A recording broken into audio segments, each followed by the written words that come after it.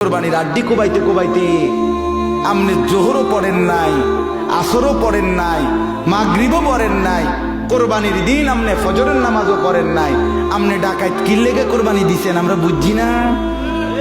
আমরা সিরা খাই, আমরা ভাত খাই না, আমরা ভাত খাই আইছি এই মাহফিল, এই মাহফিলতে ভাত ঢুকে খাইছি। আমরা ব্যাককল ঠাউরাইছে, আমরা বুঝি না, আমরা বন দিয়ে চা দিয়ে ভিজে খাই।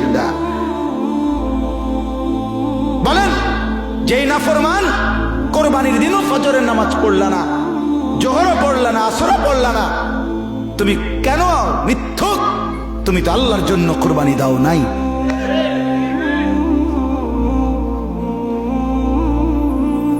লাইসা মিনান নুসুকি ফি শাইইন, নবীজি বলছে যে ঈদের নামাজ পড়ার আগেই কোরবানির প্রাণী জবাই করে। মান যাবাহা ক্বাবলাস সালাহ, নবীজি বলছে সে শুধু গোশত খায়, কোরবানির কিছুই পায় না।